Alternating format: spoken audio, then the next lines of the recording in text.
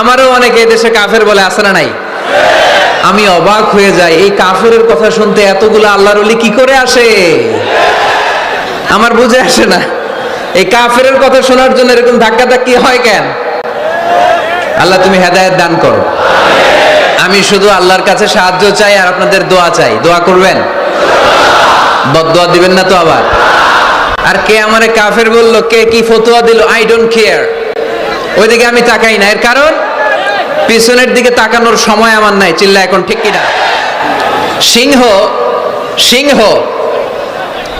একটা সিংহ ঘন্টায় ছুটতে পারে 90 কিলোমিটার বেগে। কত কিলোমিটার? একটা হরিণ ঘন্টায় ছুটতে পারে 100 কিলোমিটার বেগে। তাহলে কে জোরে ছুটে? জোরে বলতে হবে। সিংহ কত কিলোমিটার? হরিণ। তারপরেও হরিণটা 100 কিলোমিটার বেগে ছোটার পরেও সিংহটার কাছে সে ধরা পড়ে যায়। এর কারণ সিংহ যখন ধরার জন্য ছোটে সে শুধু সামনে তাকায়, সে পিছনে তাকায় না। আর হরিণ 100 কিলোমিটার বেগে ছোটার পরেও সে ধরা খেয়ে যাবার ভয়ে বারবার পিছনে তাকায়। আর পিছনে তাকার কারণে ওর গতিটা স্লো হয়ে যায় আর সিংহের হাতে বধ হয়ে যায়। পিছনে তাকাবার সময় আমাদের নাই। চিল্লায় বলো ঠিক কিনা?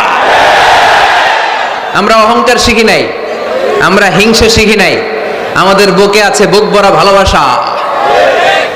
আমি বিএনপি বুঝি না, আওয়ামী লীগ বুঝি না, জাতীয় পার্টি বুঝি না, জামাত ইসলাম বুঝি না, তাবলীগ বুঝি না, পীরের মুরিদ বুঝি না। যারাই পড়েছে লা ইলাহা ইল্লাল্লাহ, তার জন্য আমাদের হৃদয়ে জায়গা আছে না নাই?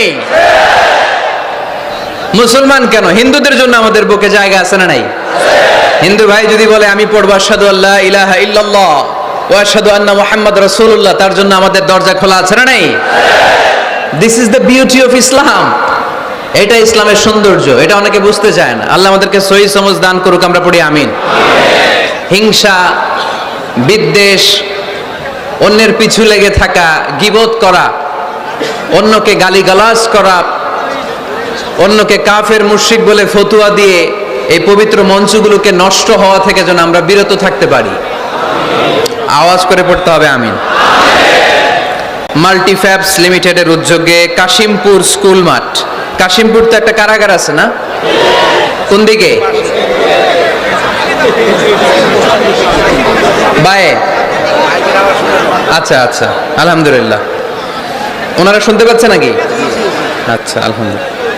মাইক দেয় নাই? 80টা মাইক দিছেন? 80টা? তো যারা অসুস্থ এরা ঘুমাবে কেমনে এখন? আমি প্রায় বলি যে এই তাফসির মাহফিলগুলো ট্র্যাডিশন আমাদেরকে পরিবর্তন করে দিতে হবে। বাইরে খুব বেশি মাইকের দরকার নাই, আর দিলেও রাত 11টা 11:30টার পরে আর না, এবং 11:30টার মধ্যে পারলে মাহফিল ক্লোজ করে দেয়া, যাতে করে 12টার মধ্যে যে সবাই ঘুমিয়ে আবার ফজরের নামাজ জামাতে পড়ার দরকার আছে না নাই? জামাতে পড়ার দরকার আছে। এগুলো আমাদের খেয়াল রাখা দরকার। অন্যকে কষ্ট দিয়ে কিছু করা যাবে না। অনেকের পরীক্ষা, অনেক ছেলে মেয়েদের আমি জানি যে ডিসেম্বর জানুয়ারিতে কি থাকে? পরীক্ষা। অনেকে অসুস্থ থাকে। আবার অনেক হিন্দু ভাইরা আছে, তাদেরকে জোর করে আমাদের তাফসীর শোনানোর কোনো দরকার নাই। লা ইকরাহা ফিদ্দীন, দ্বীনে জবরদস্তি নাই, বাড়াবাড়ি নাই। This is the beauty of Islam. এটাই ইসলামের সৌন্দর্য। আমরা ইসলামের সৌন্দর্যকে প্রকাশ করব, আমরা ন্যারো মাইন্ডেড হব না। আমাদের নবী কি ন্যারো মাইন্ডেড ছিলেন না ব্রড মাইন্ডেড ছিলেন? আমরাও ব্রড মাইন্ডেড হব। রাজি আছেন তো সবাই? আল্লাহ তুমি তৌফিক দাও। শুকরিয়া, আমাকে রেখেছেন প্রধান আলোচক। আমার আগে কথা বলেছে হাফেজ মাওলানা মুফতি সাইফুজ্জামান ভাই, কথা বলেছেন মাওলানা মুফতি মাসুম বিন সিরাজ ভাই, কথা বলেছেন মাওলানা কারি আব্দুল হাই মোহাম্মদ সাইফুল্লাহ আল হোসাইনি। আমার আগেই যিনি কথা বলেছেন, চমৎকার আলোচনা করে, ঠিক কিনা? ডক্টর আব্দুল্লাহ জাহাঙ্গীর আলাইহি রাহমা, ওনার সুযোগ্য ছাত্র, যেমন শিক্ষক তেমন ছাত্র। বাপকা বেটা সিপাহী কা ঘোড়া কুছ না হতো থোড়া থোড়া। ডক্টর আব্দুল্লাহ জাহাঙ্গীরের থোড়া থোড়া পেলেই আমাদের সাইফুল্লাহ ভাইয়ের জীবনটাকে উজালা করে দিবে কে? অসাধারণ আলোচনা করে, জুমার মিম্বারে বসে বসে কন্টেম্পোরারি ইস্যু নিয়ে কথা বলে। This should be the uppermost quality of a খতিব। একজন খতিবের কোয়ালিটি তো এমন হবে, সমাজে কন্টেম্পোরারি, এখন কি যাচ্ছে এগুলো নিয়ে কথা বলা। মুসলিম উম্মায় আমাদের কি ক্রাইসিস, আমাদের কি সংকট, এই সংকট থেকে উত্তরণের উপায় কি, এগুলো জুমার মিম্বার থেকে ঘোষণা আসার দরকার আছে না নেই? আমাদের আব্দুল হাই মোহাম্মদ সাইফুল্লাহ ভাই এই কন্টেম্পোরারি বিষয়গুলো নিয়ে কথা বলে, আমরা তার জন্য দোয়া করি। আমার ভাই যেন আরো চমৎকার কথা আমাদেরকে উপহার দিতে পারে, আল্লাহ তুমি তৌফিক দাও। প্রধান অতিথি আলহাজ মহিউদ্দিন ফারুকী, চেয়ারম্যান মাল্টিফ্যাবস লিমিটেড। ভাই আপনি, আপনার বাবা, উনি সিঙ্গাপুরে আছে না, অনেক অসুস্থ, ভাইজান দোয়া চেয়েছে, আমরা ওনার জন্য দোয়া করি আল্লাহ যেন ওনাকে তাড়াতাড়ি সুস্থ করে দেয়। আজকের প্রোগ্রামের সভাপতি হচ্ছে আলহাজ মীর আসাদুজ্জামান তুলা ভাই আসছে দেশের বাইরে, কাউন্সিলর 6 নং ওয়ার্ড গাজীপুর মহানগর গাজীপুর। তারপর ভাইয়ের নামটা ভুলে গেলাম, ডক্টর মেজবা ফারুকী, পরিচালক মাল্টিফ্যাবস লিমিটেড। আছেন হাফেজ মাওলানা মাসুম বিল্লাহ, আছেন জনাব আব্দুল কুদ্দুস। যারাই এই প্রোগ্রামের জন্য কষ্ট করেছেন তাদের সবাইকে আল্লাহ জাযা খায়ের দান করুক, আমরা সবাই পড়ি আমিন। গতকাল রাতে আপনাদের মাননীয় মন্ত্রী মহোদয়ের সাথে আমার ফোন আলাপ হয়েছে, খুব সম্ভবত মুক্তিযুদ্ধ বিষয়ক মন্ত্রী আ.ক.ম. মুজাম্মেল হক সাহেব, খুব ভালো মানুষ। আমি আবার এখন গ্রিন সিগন্যাল না পেলে কোথাও যাই না, মাইকের আওয়াজ যায় না। Okay let me handle the issue. কিরে ভাই তোমার নাম কি? ওইদিকে একটু ঠিক করো, ঠিক করতেছি, দাঁড়াও একটু ঠিক করতেছি। তোমার টিম পাঠাও, ও তো যাইতে পারবে না, ওরে মাথার উপর দিয়ে উঠায় দিয়েন, পাঠায় দাও, পাশ দিয়ে পাঠায় দাও। একটু ক্রস চেক করো, একটু ডাবল চেক করো মাইকগুলো ঠিক আছে কিনা, বারবার মাঝখানে ডিস্টার্ব হলে তো কথা বলা যাবে না, দেখতেছো? ওকে, 5 মিনিটের মধ্যে ঠিক হয়ে যাবে, আর কথা বলা যাবে না। সম্মানিত সুধী, আমি চাইবো অল্প কয়েক মিনিট যতক্ষণ কথা বলি আপনাদের কান দুটো খরগোশের মতো খাড়া করে আমার দিকে রাখতে হবে, পারা যাবে? মাশাআল্লাহ। আমাকে আলোচনার সুন্দর একটা বিষয় দেয়া হয়েছে, সূরা জুমআ আয়াত 10। হয়েছে কি ইয়েস নাকি নো?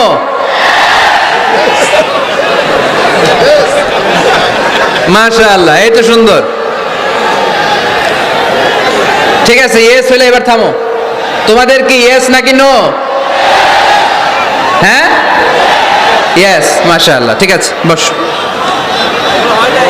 হয় নাই? এই ওদেরটা ইয়েস করে দাও। করছো? করে দাও। সম্মানিত ভাইরা, এরকম ডিস্টার্ব করলে ইয়েস আর নো বলতে বলতে রাত কেটে যাবে, কাজের কথা কিছুই বলা হবে না, আমার অনেক কিছু বলতে হবে। আপনাদের সহযোগিতা চাই, একটু মেহরবানি করে। ভাইয়েরা, তোমাদেরকে আমি খুব পছন্দ করি, আমি জানি তোমরাও আমাকে পছন্দ করো। আমাদের এই ভালোবাসা দুনিয়ার স্বার্থে নয়। আজকে এখানে বিরিয়ানি দেয়া হবে নাকি? নগদ টাকা দেয়া হবে? একজনকে খুশি করার জন্য আমরা আসি, তিনি কে? সে আল্লাহর সন্তুষ্টির জন্য আজকে একটু স্যাক্রিফাইস করব, কয়েক মিনিটের মধ্যে ঠিক হয়ে যাবে ইনশাআল্লাহ। আমাকে আমাদের ডাক্তার মেজবা ফারুকী ভাই অনেকদিন আগ থেকে ফোন আলাপ হয়, কথা বলে, একটা বিষয় দিয়েছে উনি, সূরা জুমআ আয়াত 10, এবং এই টপিকটা নিয়ে আমি কথা বলতে চাই প্রতিটি জেলায় জেলায়, যেখানে আল্লাহ তাআলা আমাদেরকে কাজের প্রতি উৎসাহিত করেছে, খেটে খাওয়ার জন্য উৎসাহিত করেছে। আমরা বসে বসে খেতে চাই না। রাজি আছো? কার পায়ে দাঁড়াবা? তো এতদিন কার পায়ে দাঁড়াইছো? নিজের পায়ে দাঁড়ানো মানে স্বাবলম্বী হওয়া। কি হওয়া?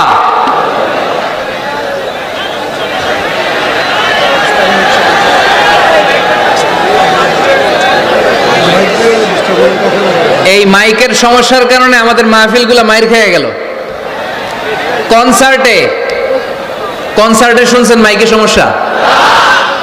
তারপর যেখানে গান বাজনা হয় মাইকের সমস্যা শুনছেন? লাফায় লাফায় জিকির করে ওইখানে মাইকের সমস্যা শুনছেন? আমাদের কোরআনের তাফসিরগুলোতে মাইকের সমস্যা। এগুলো করো না, আগে থেকে ঠিক রাখো। আর এখন তো মৌসুমের শুরু, তুমি 3-4 মাস সার্ভিস দেওয়ার পরে মার্চ এপ্রিলে এরকম হইতে পারে, ঠিক কিনা? বছরের শুরুতেই যদি এরকম হয় তাহলে তো সর্বনাশ। আর মাইকম্যান ঠিক করতেছে, বারবার আমার বা ওর দৃষ্টি আকর্ষণ করা যাবে না। একটু চুপ থাকতে হবে। তো আমরা নিজের পায়ে দাঁড়াতে চাই। কার পায়ে? আমরা স্বাবলম্বী হতে চাই। কি হতে চাই? কাজ করার অনেক সুযোগ আছে। Just you have to generate new ideas, priceless ideas, you have to generate this. আপনাকে নতুন নতুন আইডিয়া দিতে হবে। নতুন নতুন আইডিয়া দিলেই আপনি মার্কেটে হিট করে ফেলবেন। আজকে সব গোমর ফাঁস করে দিয়ে গেলাম। কোটিপতি আর মিলিয়নিয়ার, বিলিয়নিয়ার হালাল পন্থায় যারা হতে চাও, your job is just produce new idea. নতুন নতুন কি লাগবে? আইডিয়া লাগবে। আইডিয়ার অনেক দাম। এই যে কিছুদিন আগে উবার নামে একটা কোম্পানির নাম শুনেছো তোমরা? কি নাম? গাজীপুরে চলে, শুধু শহরে না, ঢাকায়। আমি ওদের ব্যাপারে একটা রিপোর্ট পড়ে অবাক হয়েছে। এই উবারের কোনো পুঁজিপাতি কিছু নাই, ওদের কিছু অফিস আর স্টাফ। মানুষের গাড়ি দিয়ে ওরা ব্যবসা করে। মানে কইয়ের তেল দিয়ে কি ভাজে? কই ভাজে। এটাও বুঝেন আপনারা? কইয়ের তেল দিয়ে কই ভাজা। ওরা just they launch a company and they set up some staff. Company আছে, স্টাফ আছে, আর একটা মোবাইল অ্যাপস আছে। এই মোবাইল অ্যাপসের মধ্যে দিয়ে where you intend to go, কোথায় যেতে চান লিখবেন, কোন জায়গা থেকে যেতে চান লিখবেন, গাড়ি এসে হাজির। আপনি টাকা পে করে দিবেন, ওই টাকার একটা পার্সেন্টেজ ওই কোম্পানির মধ্যে চলে যাবে। What an idea! সারা বিশ্বে এখন শুরু হয়েছে। আমেরিকার সান ফ্রান্সিসকো একটা স্টেট আছে, সেখান থেকে তারা এই উবারের কার্যক্রম শুরু করেছে।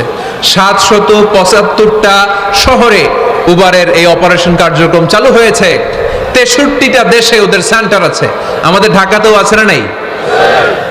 আমি অবাক হলাম, 2018 সালে ওদের প্রফিট, ওদের রেভিনিউ হচ্ছে 11.27 billion US dollar, 11.27 billion dollar. Could you imagine that? আপনি কি কল্পনা করতে পারেন? বসে বসে অন্যের গাড়ি দিয়ে, অন্যের মাল সামান দিয়ে, অন্যকে ঘাটিয়ে কোটি কোটি টাকার ব্যবসা। তারপরে এই যে আমাদের প্রত্যেকের একটা অ্যাকাউন্ট আছে এক জায়গায়, কি নাম? কি বুক? কি বুক? সবাই জানেন? হুজুর আপনারও আছে? মাশাআল্লাহ। এই যে ফেসবুকের জন্য আমরা খেটে যাচ্ছি, দিন নাই রাত নাই, আমরা যে স্ক্রলিং করছি, লাইক দিচ্ছি, শেয়ার দিচ্ছি, we all are the staff of Facebook. আমরা সবাই ফেসবুকের এমপ্লয়ি, কাজ করে যাচ্ছি। Just idea. এই আইডিয়া দেওয়ার কারণে কোটি কোটি বিলিয়ন ডলারের ওর মালিক বানাই দিছে কে? এজন্য নতুন নতুন আইডিয়ার দরকার আছে না নাই? আমাদের বাংলাদেশের ছেলেদের ভালো আইডিয়া আছে, তার প্রমাণ ওরা বানাইছে উবার, আমরা বানাইছি পাঠাও। আমরা বানাইছি কি? পাঠাওয়ে চড়ছেন কারা কারা দেখি? ওরে আল্লাহ, all are the smart guys. মাশাআল্লাহ, হাত নামান। পাঠাও তো উবারের চেয়ে আরো দুর্দান্ত আইডিয়া। প্রাইভেট কার যেতে পারে না জ্যামের মাঝখানে, কিন্তু পাঠাও হচ্ছে মোটরসাইকেল রাইড, চিপা চাপা দিয়ে চলে যায়। আছে না নাই? তো এরপরে নতুন কি আসবে, এই দায়িত্বটা তোমার। তোমার মাথা থেকে বের করতে হবে এই এন্টারপ্রেনারশিপ। নতুন করে উদ্যোগী হতে হবে। এই ভাইয়ের মতো বিলিয়নিয়ার হতে চাও, মিলিয়নিয়ার হতে চাও, you have to generate new ideas. নতুন নতুন আইডিয়াই তোমাকে হালাল পন্থায় বিলিয়নিয়ার বানাতে পারে, ঠিক কি না? আত-তাজির আস-সাদুক আল-আমিন মা'আন নাবিয়্যিন ওয়া সিদ্দীকিন ওয়া শুহাদা'i ওয়াস সালিহিন। আমানতদার, সত্যবাদী ব্যবসায়ী কিয়ামতের দিন নবীদের সাথে, শাহীদদের সাথে, সিদ্দীকিনদের সাথে, সৎ কর্মশীল ব্যক্তিদের সাথে দাঁড়িয়ে যাবে। চিৎকার করে পড়েন সুবহানাল্লাহ। এজন্য নতুন নতুন যত আইডিয়া আছে এগুলো আমাদের মাথা থেকে বের করতে হবে, তাহলেই আমাদের ব্যবসায় বরকত দিবে কে? সম্মানিত সুধী, তাই বলছিলাম আমরা নিজের পায়ে দাঁড়াতে চাই, আমরা কিছু করে দেখাতে চাই, আমরা স্বাবলম্বী হতে চাই। পরিশ্রম করতে হবে। পরিশ্রমের কোনো বিকল্প নেই। There is no alternative way to struggle. Struggle তোমাকে করতেই হবে। কেউ তোমাকে তোমার জন্য স্পেস তৈরি করে দিবে না। এই পৃথিবীতে কেউ কাউকে জায়গা দেয় না। এই পৃথিবীতে এসে জায়গা করে নিতে হয়। চিৎকার দিয়ে বলো ঠিক কিনা? হুঙ্কার দিয়ে পৃথিবীবাসীকে জানিয়ে দিতে হয় আমি এসেছি। মায়ের পেট থেকে যখন আমরা বেরোই, আমরা কি বলি? ওয়াও ওয়াও বলে নিজের অস্তিত্বের জানান দেই যে আমি এসেছি, এই পৃথিবীতে আমি জায়গা করে নিতে এসেছি। Life is not a bed of roses.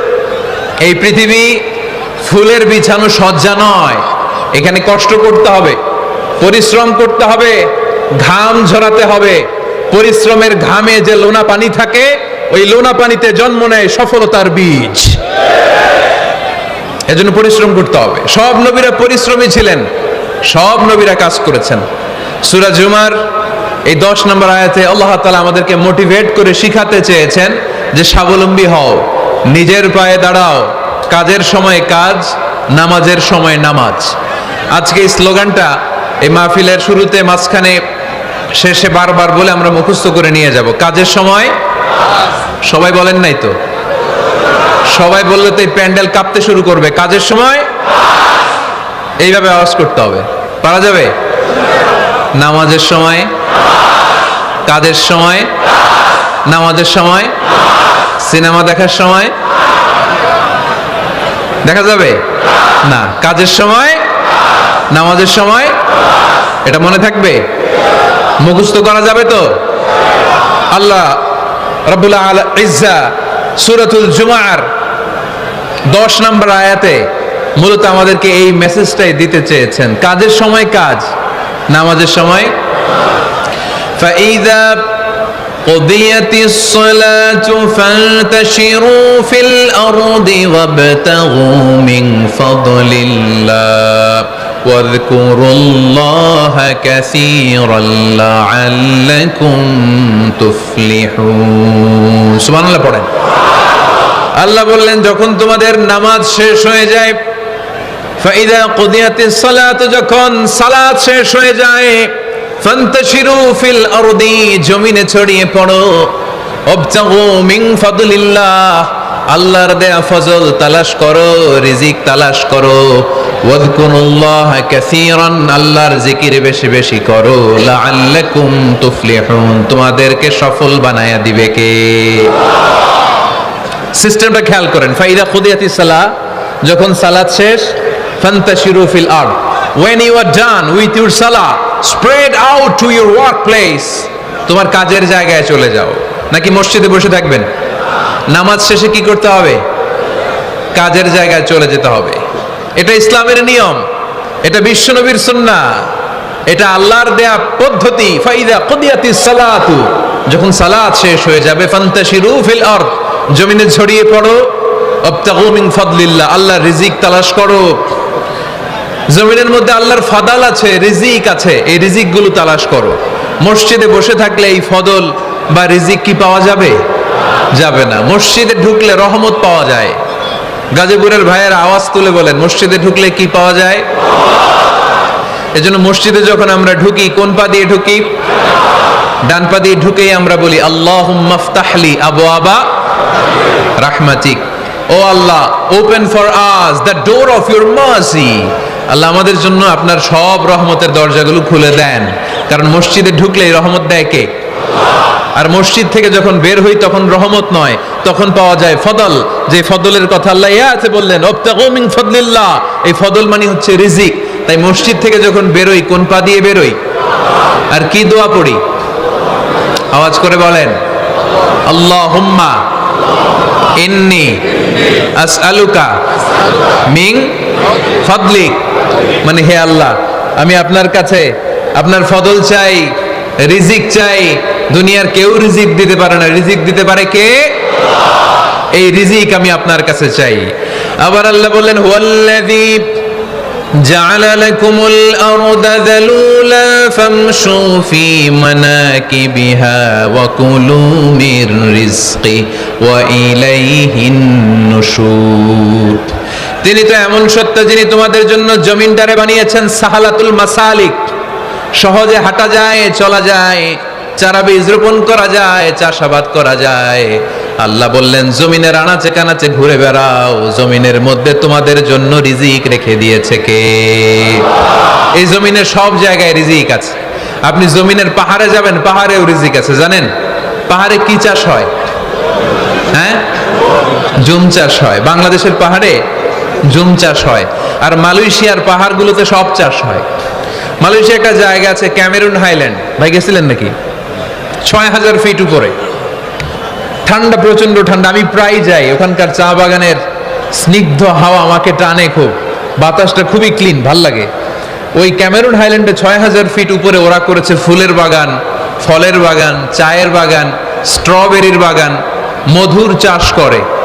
আর এই ৬,০০০ ফিট উপরে এই ভেজিটেবলস আইটেমগুলো দিয়ে তারা পুরো মালয়েশিয়ার খাদ্যদ্রব্যের যত সংকট, সব সংকট তারা দূরীভূত করেছে। সুবহানাল্লাহ। তো ওনারা পাহাড়ের উপর চাষ করে, আর আমরা সমতল জায়গায় চাষ করতে চাই না। চাষাবাদ করতে আমাদের লজ্জা লাগে। কি লাগে? যুবক ভাইয়েরা, কাজে কোনো লজ্জা নেই। কাজে কি নেই? পরিশ্রমে লজ্জা নেই। লজ্জা হচ্ছে অলসতায়, লজ্জা হচ্ছে অকর্মণ্যতায়। আমরা কাজ করে খেতে চাই, পরিশ্রম করে খেতে চাই। রাজি আছো সবাই? এখন অনেকে রুফ গার্ডেনিং করে। রুফ গার্ডেনিং মানে ছাদের, বাসার ছাদের উপরে কি সুন্দর পেঁপে গাছ, আম গাছ। আমি নিজে দেখেছি, নিজেরা খায়, আশেপাশের প্রতিবেশীদের সবাইকে দেয়, বাজারে বিক্রিও করে।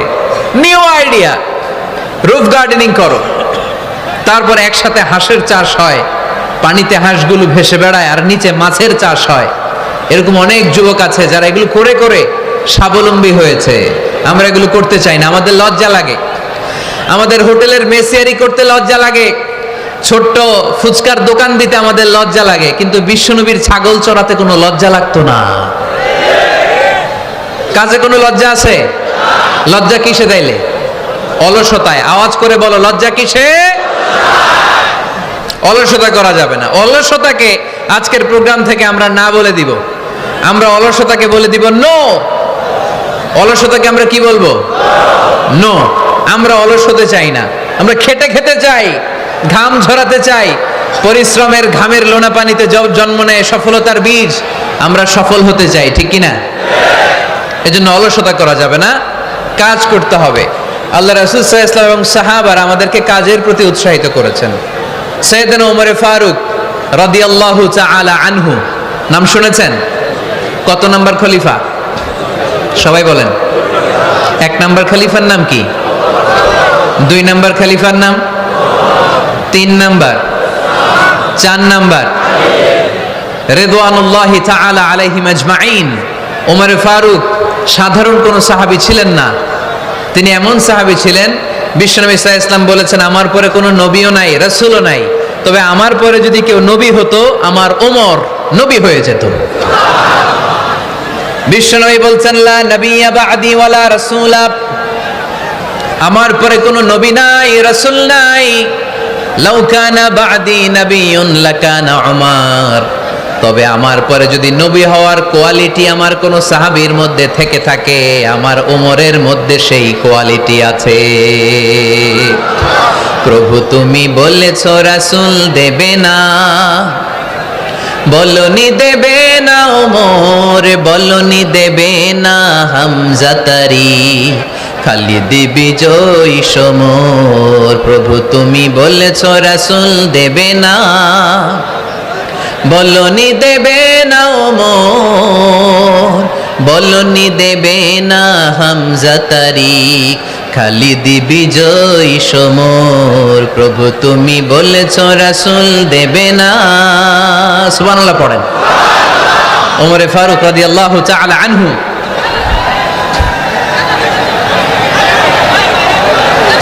ভাইজান, দোয়া করে দিই, কষ্ট হচ্ছে অনেক। শেষ করে দিব, আলোচনা শেষ করে দিব। আর কয়েক মিনিট শুনবেন, শুনবেন, শুনবেন তো। বারবার এরকম আওয়াজ করলে কি শোনা যাবে? এই ছেলেরা, এই অডিও শোনো না তোমরা? অডিও, অডিওতে চেহারা দেখা যায় নাকি? বসো, তোমরা অডিও শুনবে, এরা ভিডিও দেখবে।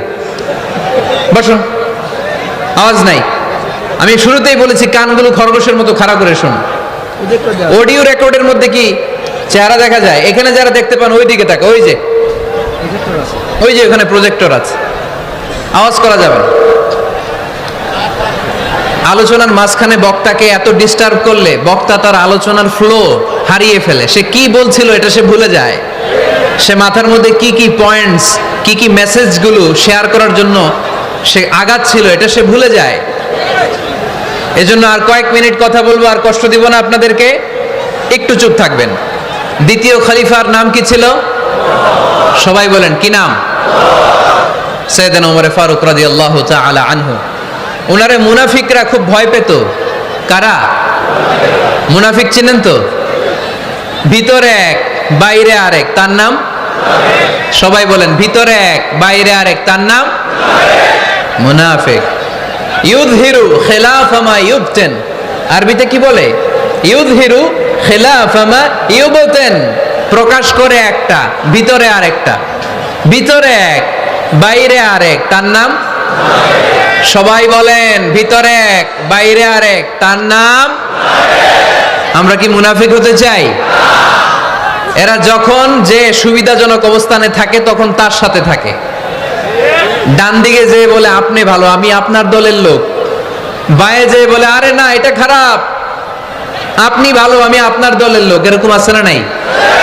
যখন যে ক্ষমতায় তখন তারে তেল মারে, যেদিকে বৃষ্টি আর তুফান ওইদিকে ছাতা ধরে। আছে না নাই? বাংলাদেশে একটা গান চলছিল কিছুদিন, শুনতাম, মধু হই হই বিষ হাবাইলা। সূরাতুল মুনাফিকুনের তাফসীর বোঝানোর জন্য এটা আমার জন্য খুব সহজ ছিল। মধু হই হই বিষ হাবাইলা, বলে মধু, বলে কি? বাটির মধ্যে নিয়ে আসছে, বলে এটা মধু, বলে কি?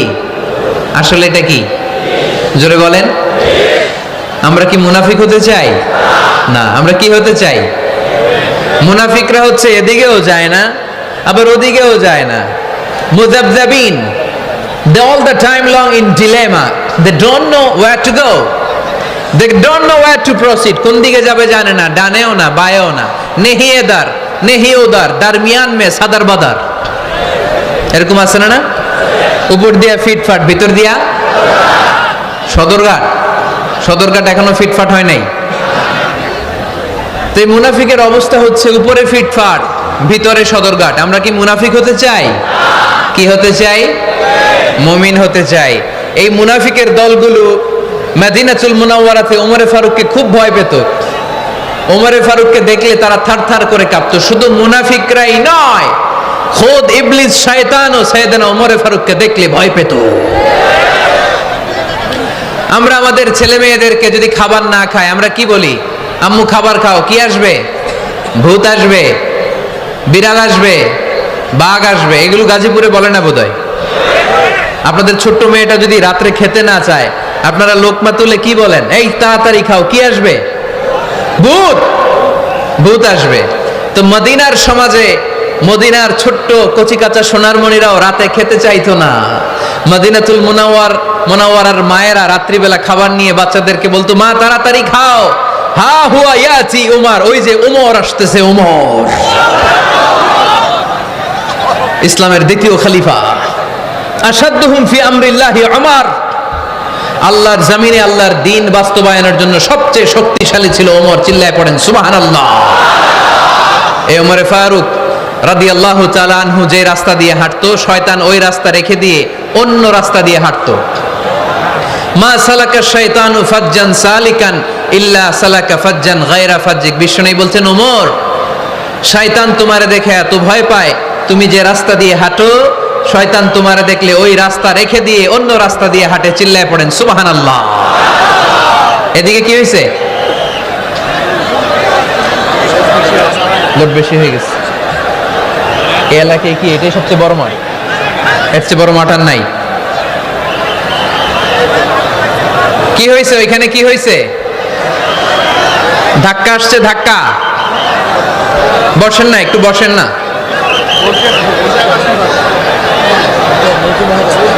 মন্ত্রী মহোদয় আসছে?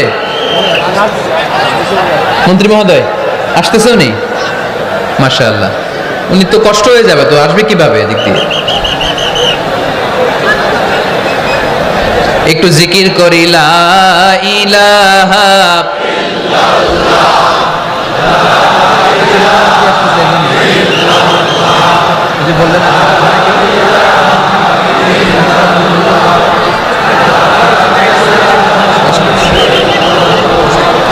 লা ইলাহা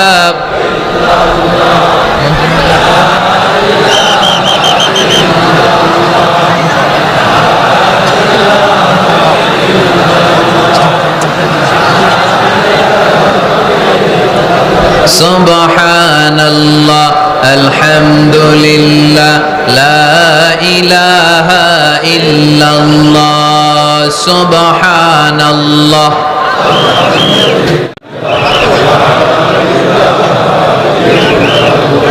আল্লাহ নামের জিকির করবে যারা, আল্লাহর কাছে প্রিয় তারা, আল্লাহর কাছে প্রিয় যারা, জান্নাতে প্রবেশ করবে তারা। জোরে লা ইলাহা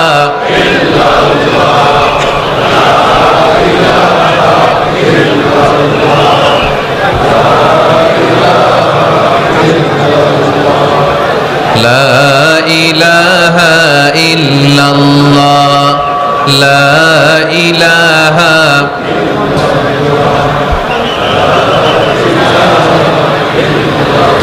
লা ইলাহা ইল্লাল্লাহ মুহাম্মাদুর রাসূলুল্লাহ সাল্লাল্লাহু আলাইহি ওয়াসাল্লাম। সাইয়েদনা ওমর ফারুক মসজিদে নববীর ইমাম, মসজিদে নববীর কি ইমাম। আপনারা শুনতেছেন? এই ছেলেরা বসে যাও, বসে যাও, বসে যাও, বসে যাও। সাইয়েদনা ওমর ফারুক মসজিদে নববীর ইমাম। এদিকে তাকান, আমার দিকে তাকান, আমার দিকে তাকান। উনি প্রত্যেক নামাজের ইমামতি করতে আসতেন মসজিদে নববীতে। জোহরের নামাজে ইমামতি করলেন, ইমামতি করে দেখলেন নামাজ শেষ, সবাই বের হয়ে চলে যায়। এটাই ইসলামের নিয়ম, ঠিক কিনা? ফাইদা কুদিয়াতিস সালাতু ফান্তাশিরু ফিল আরদ ওয়াবতাগু মিন ফাদলিল্লাহ। নামাজের সময় হ্যাঁ ফলাইছি, নামাজের সময়, কাজের সময়, নামাজের সময়, কাজের সময়। ফাইদা কুদিয়াতিস সালাহ, যখন নামাজ শেষ হয়, ফান্তাশিরু ফিল আরদ, জমিনে ছড়িয়ে পড়ো। এটা ইসলামের আইন। তার মানে আল্লাহ বুঝাতে চাইলেন নামাজের সময় মসজিদে চলে যাও। নামাজ যখন শেষ হয়ে যাবে, শিক্ষক চলে যাবে স্কুলে, কৃষক চলে যাবে ফসল খেতে, মেম্বার অফ দ্য পার্লামেন্ট চলে যাবে সংসদ ভবনে, ব্যবসায়ীরা চলে যাবে শপিং মলে, ঠিক কিনা? কাজে চলে যাও। ওমর ফারুক নামাজের ইমামতি করিয়ে নামাজ শেষ করলেন, সবাই চলে গেল। ইয়ামান দেশ থেকে আসা কিছু লোক গোল হয়ে বসে আছে, জিকির আজকার করে, ইবাদত করে। এরা যায় না। এরা কি করে না? যায় না। আসরের নামাজে সাইয়েদনা ওমর ফারুক রাদিয়াল্লাহু তাআলা আনহু নামাজের ইমামতি করলেন। নামাজ শেষ, সবাই চলে যায়, এরা যায় না। মাগরিবের নামাজের পরেও এরা যায় না। এশার সালাতের পরেও এরা যায় না। এশার পরে উনি ধরলেন, মা বালুকুম মা খাতবুকুম, হোয়াটস রং উইথ ইউ ম্যান? তোমাদের কি সমস্যা? জোহর, আসর, মাগরিব, এশা প্রত্যেক সালাতের পরে সবাই যার যার কাজে চলে যায়, তোমরা যে যাও না? বাড়ি কই? বলি ইয়ামান। তো বসে থাকো কেন? কি করো? কই জিকির করি। কি করি? কি করি? জিকির আজকার করি, তাসবিহ তাহলিল করি, ইবাদত করি। তো তোমরা যে যাও না, তোমাদের খাবার দেয় কে? খাবারের ব্যবস্থা হয় কোত্থেকে? তারা বলল, আমাদের জিকির দেখে, আমাদের বুজুর্গি দেখে আশেপাশের লোকেরা পাতিল ভরে খাবার নিয়ে আসে, ওই খাবার আমরা খাই। নাহনু আল মুতাওয়াক্কিলুনা আলাল্লাহ, আমরা আল্লাহর উপর তাওয়াক্কুল করে এখানে বসে থাকি। ওমরে ফারুক বললেন, সর্বনাশ, তোমরা যদি মুতাওয়াক্কিলুনা আলাল্লাহ হও তাহলে কেমনে হবে? তোমরা তো মুতাওয়াক্কিলুনা আলাল্লাহ নাও, তোমরা হচ্ছে আল মুতাওয়াক্কিলুন বা'দুকুম আলা বা'দ, আল্লাহর উপর তাওয়াক্কুলকারী নয়। তোমরা যারা পাতিলের মধ্যে করে খাবার নিয়ে আসে তাদের উপর তাওয়াক্কুল করে বসে আছো, ঠিক কি না? তোমাদের জিকিরও চলে, আবার মাথায় টেনশনও চলে, পাতিল কি ছোট আসবে না বড় আসবে, খাবারে আমার ভাগেরটা থাকবে কি থাকবে না, টেনশন আছে না নাই? কারণ অন্যের উপর নির্ভরশীল, নিজে রান্না করে নাই, নিজে তো বাজার করে নাই, নিজের তো অ্যারেঞ্জমেন্ট বলতে কিছু নাই, আরেকজন যা দিয়ে যাবে ওইটা খাবে। ওমরে ফারুক বুঝালেন, আরে বোকা, এটারে তাওয়াক্কুল বলে না।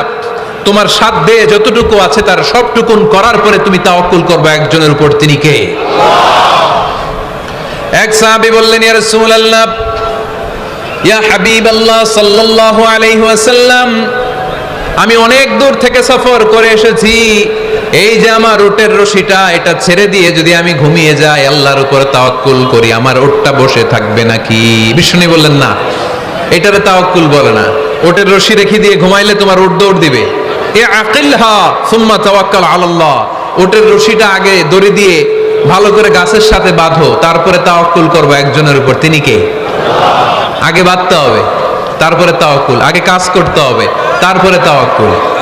এক লোক বড় হুজুরের কাছে দোয়া চাইছে, হুজুর আপনি দোয়া করবেন আল্লাহ যেন আমার একটা ছেলে সন্তান দেয়। কি দেয়? কথা বুঝে নাই বোধহয়। কি দেয়? ছেলে সন্তান দেয়। তো হুজুর অনেক দোয়া করে দিছে, বড় হুজুর আল্লাহ তারে তুমি ছেলে সন্তান দিও। তো ছেলে সন্তান হয় নাই। তার পরের বছর এসে আবার হাজির, হুজুর একটু দোয়া করেন আমার জন্য আল্লাহ একটা ছেলে সন্তান দেয়। হুজুর আবার দোয়া করলেন, কিন্তু ছেলে আর হয় নাই। পরের বছর এসে আবার হাজির, হুজুর একটু দোয়া করেন। কি দোয়া করবো বাপ? বলে হুজুর দোয়া করেন আল্লাহ যেন আমার একটা ছেলে সন্তান দেয়। হুজুর আবার দোয়া করলেন। এর পরের বছর এসে আবার হাজির, কয় হুজুর ছেলে সন্তান। হুজুরকে ঘটনা কি? ঘটনা কি? এর সন্তান হয় না কেন? বললো বাবা তুমি কি বিয়ে করছো? কয় না। সন্তান হবে কোত্থেকে? আগে তো বিয়ের পর্বটা সার, তারপরে তাওয়াক্কুল করবি কার উপর? বিষ্ণু বললেন তাগদু খেমাসান তারুহু বেতানান, পাখিগুলোর মতো যদি সকালবেলা তাওয়াক্কুল করে বের হয়ে যাও, প্রতিটা পাখি, আপনাদের গাজীপুর এলাকায় পাখির বাসা আছে নাকি? কি পাখি আছে? বাবুই পাখি? হ্যাঁ, কি পাখি? সব আছে। তো এই পাখিগুলো এই গাজীপুরের বিভিন্ন গাছপালার উপরে যে নিড বানিয়েছে বাসা, দেখবেন সকাল বেলায় এই পাখিগুলো আল্লাহর উপর তাওয়াক্কুল করে বের হয়ে যায়। এই পাখিগুলো জানে কোন জায়গায় ওর রিজিক আছে। এই পাখিগুলোর রিজিকের ব্যবস্থা করলো কে? সারাদিন শেষে পাখিগুলো আবার ওদর পূর্তি করে পাখিগুলোর নিড়ে ফিরিয়ে দেয় কে? জানে না কোথায় খাবার আছে। আমাদের ফ্রিজ আছে, ফ্রিজ, ডিপ ফ্রিজ, 7 দিনের বাজার করে ডিপ ফ্রিজের মধ্যে খাবার রেখে দেই। পাখিদের ডিপ ফ্রিজ আছে নাকি? আমাদের টাকা বেশি ঘরের মধ্যে হয়ে গেলে ব্যাংকের মধ্যে অ্যাকাউন্টে ফেলে দিয়ে আসি। পাখিদের কোনো ব্যাংক অ্যাকাউন্ট আছে নাকি? তারুহু তাগদু খিমাসান তারুহু বিতানান, সকালবেলা পাখিগুলো কিচির মিচির আল্লাহর জিকির করে বের হয়ে যায়। বিকেল বেলা প্রতিটা পাখির পেটে খাবার দিয়ে আবার ফিরিয়ে দেয় কে? এটার নাম তাওয়াক্কুল।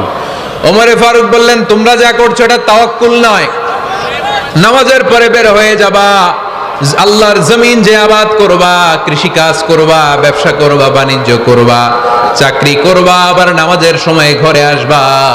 এর মাধ্যমে তোমার ঘরে যে হালাল রিজিকের ব্যবস্থা আল্লাহ করে দিবে, এটার নাম হলো তাওয়াক্কুল। পড়েন সুবহানাল্লাহ। গোটা জমিনটা আমাদের, গোটা জমিন আমাদের জন্য আল্লাহ দিয়েছেন। যেখানে যাবেন রিজিকের ব্যবস্থা আছে না নাই? আপনাদেরকে শোনাইছি না যে বাংলাদেশের পাহাড়ে কি চাষ হয়? ওখানে জুম রেখেছে আল্লাহ। মালয়েশিয়ার ক্যামেরুন হাইল্যান্ডে আল্লাহ ফলের বাগান, ফুলের বাগান রেখেছে। আবার আপনি সাগরের মধ্যে নামলে রিজিক আছে না নাই? কি আছে? মাছ। সুবহানাল্লাহ কইবেন না? ওয়ালাকাদ কাররামনা বানি আদম ফাহামালনাহুম ফিল বাররি ওয়াল বাহরি ওয়া রাযাকনাহুম মিনাত তাইয়্যিবাত। রব্বুল আলামিন বলেন আমি পুরো বনি আদমকে সম্মানিত করেছি। জলস্থলে সব জায়গায় মানব জাতিকে বিচরণের সুযোগ করে দিয়েছি। আর মানুষের জন্য আমি আল্লাহ হালাল রিজিকের ব্যবস্থা করেছি। সুবহানাল্লাহ পড়েন। হালাল রিজিকের ব্যবস্থা আল্লাহ করেছেন। এজন্য everyone should be energetic, everyone should be active. আমাদেরকে অ্যাক্টিভ হতে হবে, এনার্জেটিক হতে হবে। শ্রম করে করে, কষ্ট করে করে আমাদেরকে আগাতে হবে। স্রষ্টা আমাদেরকে একটা যুদ্ধে ঠেলে দিয়েছেন, সংগ্রাম করে করে আমাদেরকে বেঁচে থাকতে হয়, ঠিক কিনা? এই জমিনে যখন আমরা এসেছি তখনই আমি সংগ্রাম করেছি। বিশ্বাস করেন, একজন স্বামীর 1 ফোঁটা বীর্যের মধ্যে যদি 20 কোটি শুক্রাণু না থাকে, কয় কোটি? আরো জোরে। 20 কোটি শুক্রাণু যদি না থাকে, 20 কোটি বা 2 কোটি শুক্রাণু যদি না থাকে, তাহলে ওই শুক্রাণু থেকে কোনো মানব সন্তান মায়ের পেটে জন্ম নেয় না। তাহলে চিন্তা করেন, ওই 20 কোটি শুক্রাণুর মধ্যে আমি একটা শুক্রাণু, ঠিক কিনা? এতগুলো শুক্রাণু ডিম্বাণুকে আঘাত করে অ্যাক্টিভ হতে চেয়েছিল।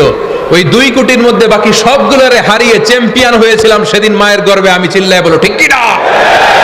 সেদিন আমার হাত ছিল না, সেদিন আমার পা ছিল না, আমার চোখ ছিল না, আমার রেসপিরেটরি সিস্টেম ছিল না, আমার ব্রেন সচল ছিল না, আমার মামা ছিল না, আমার দাদা ছিল না, আমার গায়ে শক্তি ছিল না, ওই কঠিন পরীক্ষায় যদি 2 কোটি কম্পিটিটরকে আমি হারিয়ে বিজয় লাভ করতে পারি, এই জমিনের বুকেও আমার কেউ হারাতে পারবে না। চিল্লায় বলো ঠিক কি না?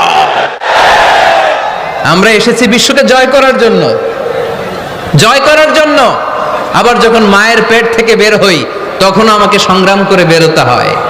এইখানে তোমরা আমার ছোট্ট সোনামণিরা সিজারে হইছো কারা কারা? দেখি সিজারে, যে হুজুর আমি সিজারে পৃথিবীতে এসেছি।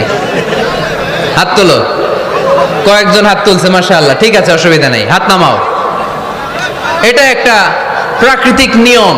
মায়ের পেট থেকে পৃথিবীতে আমরা এইভাবে আসি। কেউ প্রাকৃতিক পদ্ধতিতে আসি, কেউ সিজারে আসি। যারা সিজারে আসছে তারা এই কষ্টটা সহ্য করে নাই, তাদের অন্য ধরনের স্ট্রাগল পৃথিবীতে আসার পরে। কিন্তু আমরা যারা নর্মাল প্রসেসে এসেছি সেই সময়টার কথা খেয়াল করেন। আমাদের দেহের সাইজ অনেক বড়, আমাদের ওজন অনেক বেশি, কিন্তু আমাদের মায়ের যেই অঙ্গটা দিয়ে আমরা পৃথিবীতে এসেছি ওই জায়গাটা বড় সরু। খুব ছোট্ট একটা জায়গা দিয়ে এই বিশাল দেহ নিয়ে আমাকে সংগ্রাম করে আসতে হয়েছে, ঠিক কিনা? এবং এটা ল্যাবরেটরিক্যালি প্রুভড, সায়েন্টিফিক্যালি অ্যাটাস্টেড যে এটা একজন বাচ্চার জন্য, নবজাতক নিউ বর্ন বেবির জন্য খুবই স্বাস্থ্যকর, খুবই হেলদি। কারণ এই ছোট্ট জায়গাটা দিয়ে, মায়ের ওই ছোট্ট অঙ্গ দিয়ে আমরা যে পৃথিবীতে আসি, আমাদেরকে একটা চাপ সহ্য করতে হয়। ওই চাপের কারণে আমার নাকের ভেতরে, কানের ভেতরে যে ধরনের দূষিত গ্লিসারিন আছে, পদার্থ আছে, এগুলো সব বের হয়ে যায়। আর এই প্রচন্ড চাপটা আমাদের দেহটাকে কর্ম সহিষ্ণু হয়ে গড়ে তুলতে সাহায্য করে। কোন সুবহানাল্লাহ। নিয়ে আসেন এখানে, নিয়ে আসেন শেষের দিকে। এভিডেভিট নাই, পরে হবে। তাহলে আপনারা দায়িত্ব নিয়ে এভিডেভিট করবেন, শুধু শাহাদা পড়বে আমার হাতে। ঠিক আছে, ফাইন। সেই দিন আমরা স্ট্রাগল করে পৃথিবীর বুকে এসেছিলাম। যেদিন মায়ের পেট থেকে যুদ্ধ করে আমাকে পৃথিবীতে আসতে হয়েছে, ওই দিন আমার কান ছিল? এখনকার মতো কানের শক্তি ছিল? এখন যে হাতে শক্তি, ওই শক্তি ছিল? ওই কঠিন পরিস্থিতিতে যদি আমি সংগ্রাম করে টিকে থাকতে পারি, বর্তমান সময়ে আমাদেরকে কেউ আটকায় রাখতে পারবে না, পারবে না। ইন্নাকা কাদিহুন ইলা রাব্বিকা কাদাহান ফামুলাকি। আল্লাহ বললেন, ও বনি আদম, তোমাকে কষ্ট করতে করতে আমার কাছে আসতে হবে। আবার আল্লাহ বললেন, লাকাদ খালাকনাল ইনসানা ফি কাবাদ। আমি বনি আদমকে, দুনিয়ার সবগুলো মানুষকে কর্মসহিষ্ণু করে তৈরি করেছি। সুবহানাল্লাহ বলেন। কর্মসহিষ্ণু। আমাদের এক একজন মানুষ যে আমরা কতটা কষ্ট আর ধৈর্য সহ্য করতে পারি আপনি কল্পনাও করতে পারবেন না। নর্মাল প্রসেসে আমাদের মা যেদিন আমাদেরকে ডেলিভারি দিয়েছিলেন, তখন আমাদের মা 57 ইউনিট প্লাস। সুস্থ মানুষ ব্যথা সহ্য করতে পারে 45 ইউনিট। কত ইউনিট? কিন্তু আমাদের মা যেদিন আমাদেরকে দুনিয়ার বুকে এনেছিলেন, সেদিন আমার মা, আপনার মা ব্যথা সহ্য করেছিল 57 ইউনিট প্লাস, 57 ইউনিটেরও বেশি। এই ব্যথাটা সাধারণ কোনো ব্যথা নয়। একটা অ্যাক্সিডেন্টে আপনার দেহের 20টা হাড় বা হাড্ডি ভেঙে গেলে যত ব্যথা, তার চেয়েও বেশি ব্যথা আমার মা সহ্য করেছিলেন। আমার মাকে ওই দিন এই ব্যথাগুলো সহ্য করার তৌফিক দিয়েছিলেন কে? তাহলে কি পরিমাণে কষ্ট সহিষ্ণুতার, কর্ম সহিষ্ণুতা নিয়ে যে আমরা জন্মাই, আমাদের কোনো ধারণাই নাই। এজন্য আমি প্রায় বলি, ছেলে মেয়েদেরকে, সন্তানকে ননির পুতুল করে গড়ে তুলবেন না। ছেলে মেয়েদেরকে কষ্ট সহিষ্ণু করে গড়ে তোলেন। প্রতিকূল পরিবেশে কি করে নিজের অস্তিত্ব জানান দিতে হয়, এমন করে আমরা আমাদের মুসলমান সন্তানদেরকে গড়ে তুলবো। চিল্লায় বলেন ঠিক কি না? লাকাদ খালাকনাল ইনসানা ফি কাবাদ। আমি মানুষকে দুঃখ কষ্টের মধ্যে তৈরি করেছি। আসসালামু আলাইকুম। আল্লাহ আছে, আপনার সাথে ফোনে কথা হয়েছিল? মোহতারামকে একটা চেয়ার দেন। আছে? দেন দেন, ছোট্ট কি আছে? আলহামদুলিল্লাহ, আপনাদের এলাকার, আপনাদের মা ও মাটির সন্তান, গণমানুষের নেতা, মুক্তি যুদ্ধ বিষয়ক মন্ত্রণালয়ের মাননীয় মন্ত্রী মহোদয় আখম মুজাম্মেল হক সাহেব ইতিমধ্যে আমাদের মাঝখানে এসে উপস্থিত হয়েছেন। আমরা সবাই পড়ি আলহামদুলিল্লাহ। গত রাতে ওনার সাথে ফোনে কথা হয়েছে, তো আমি ভাবিনি যে এত ব্যস্ততার মধ্য দিয়ে উনি চলে আসবেন। আপনাদের কাজে ব্যস্ত থাকতে হয়। আমরা আসলে অনেকে জানি না যে এমপি মন্ত্রীরা কতটা ব্যস্ত থাকে। জনপ্রতিনিধিরা আপনাদের নানা কাজে, নানা জায়গায় ব্যস্ত থাকতে হয়, বিভিন্ন মিটিং। ওই দিন আমি কুমিল্লা জেলার ডিসি সাহেবের সাথে একটা মিটিং ছিল, দেখলাম যে অনেক লোক ওখানে ভিড় করে আছে। আমি যে ছোট্ট একটা সালাম বিনিময় করব, মিটিংটা সার্ব সুযোগী হচ্ছিল না, অনেক ব্যস্ত থাকে ওনারা। তারপরেও ওনাদের ব্যস্ত মুখর মূল্যবান সময়গুলো থেকে কিছু সময় আমাদের জন্য দিয়ে আজকের প্রোগ্রামে হাজির হয়েছে, আমরা মোবারকবাদ জানাই। সম্মানিত সুধী, আমরা বলছিলাম কাজের সময়, আরো জোরে বলতে হবে, কাজের সময়, নামাজের সময়, আর ভরসা করতে হবে একজনের উপর, তিনি কে? কাজে কোনো লজ্জা আছে? লজ্জা কিসে? অলসতায়। আমরা অলস হতে চাই না। রসুল বাত্তালে দুঃখানু শয়তান, অলস মস্তিষ্ক শয়তানের আড্ডাখানা। আমরা নিজের পায়ে দাঁড়াতে চাই, আমরা স্বাবলম্বী হতে চাই, আমরা সাস্টেইনেবল ডেভেলপমেন্ট গোলের পক্ষে, আমরা মিলেনিয়াম ডেভেলপমেন্ট গোলের পক্ষে, আমরা বাংলাদেশকে উন্নতির শিখরে নিয়ে যাওয়ার পক্ষে। চিল্লায় বলেন ঠিক কিনা? আমরা আগে দুনিয়ার কল্যাণ চাই, এটা ইসলামের নিয়ম। আগে কি আখেরাত চাই না আগে দুনিয়া চাই? জোরে বলেন। আরে দুনিয়াতে ভালো থাকলেই তো আখেরাতে ভালো থাকবেন। এজন্য আল্লাহ আমাদেরকে শিখালেন, পড়ো রব্বানা আতিনা ফিদ দুনিয়া হাসানা ওয়া ফিল আখিরাতি হাসানা ওয়া কিনা আযাবান নার। আয় আমাদের রব, এই দুনিয়ার বুকে আপনি আমাদেরকে কল্যাণ দেন, আখিরাতের বুকে আপনি আমাদেরকে কল্যাণ দেন, আগুনের শাস্তি থেকে আল্লাহ আপনি আমাদেরকে বাঁচিয়ে দেন। পড়ে না আমিন। তাহলে আগে দুনিয়া, তবে দুনিয়াকে হৃদয়ে স্থান দেয়া যাবে না। দুনিয়াকে বশ করে হাতে নিব, কিন্তু হৃদয়ে থাকবে আখিরাত। জোরে বলতে হবে ঠিক কি না? নিজ হাতে উপার্জিত সম্পদের চেয়ে শ্রেষ্ঠ কোনো সম্পদ আর হতে পারে না। আমার দিনমজুর ভাইয়েরা, কুলি মজুর ভাইয়েরা, রিকশাওয়ালা ভাইয়েরা, ফ্যাক্টরি ওয়ার্কার যারা, আপনারা আল্লাহর কাছে অনেক সম্মানিত। আপনাদের উপার্জন হালাল, আপনাদের এক পা এমনি জান্নাতে ঢুকে আছে। এখন শুধু এক পা ঢুকাইলে চলবে? পা কয়টা? আরেকটা ঢুকানোর দরকার আছে না নেই? আপনাদের উপার্জন হালাল, আপনারা 5 ওয়াক্ত সালাত পড়বেন, মানুষের হক নষ্ট করবেন না, আব্বা আম্মার দোয়া নিবেন, দ্বিতীয় পাটাও জান্নাতে ঢুকায় দিবে কে? মা আকালা আহাদুন তুআমান কত্তু খায়রুম মিন আইয়াকুলা মিন আমালি ইয়াদিহি। নিজের হাতে উপার্জিত সম্পদের চেয়ে, খাবারের চেয়ে শ্রেষ্ঠ সম্পদ আর হতে পারে না।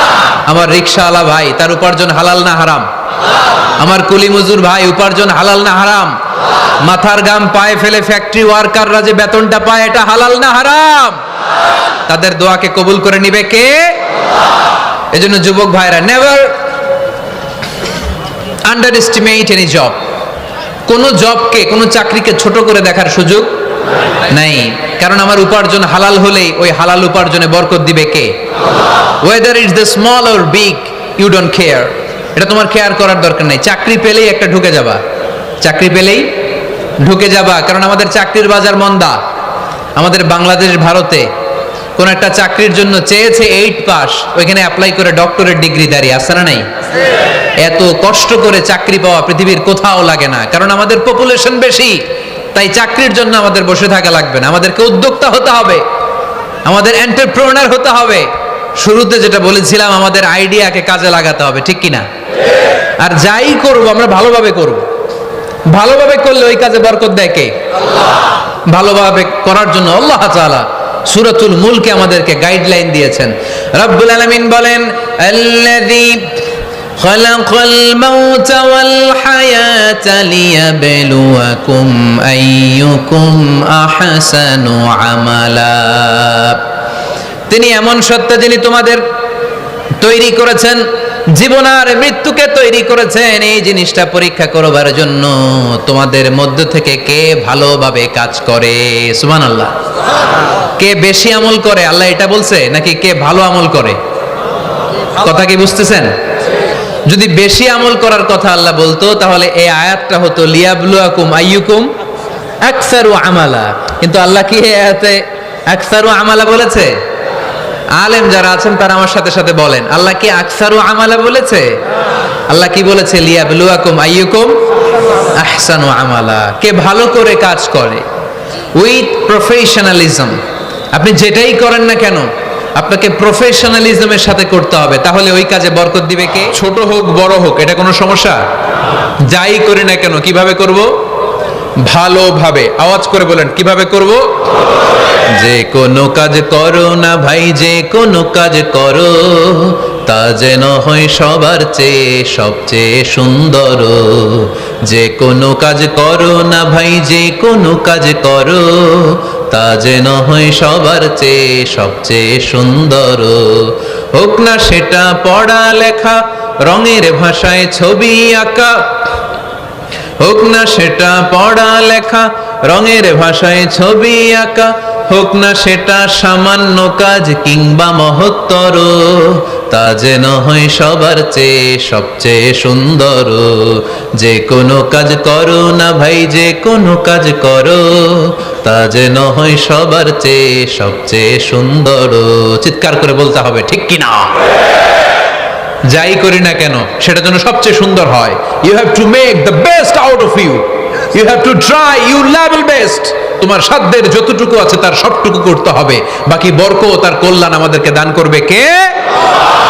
বিষ্ণু ঈসা ইসলাম কখনো অলসতাকে উৎসাহিত করেন নাই, ভিক্ষাবৃত্তিকে উৎসাহিত করেন নাই, তিনি পরিশ্রমকে অ্যাপ্রিসিয়েট করেছেন। এক সাহাবী রাদিয়াল্লাহু তাআলা আনহু এসে বললেন, ইয়া রাসূলুল্লাহ, আমাকে কিছু দান করেন, আ'তিনি শাইআন।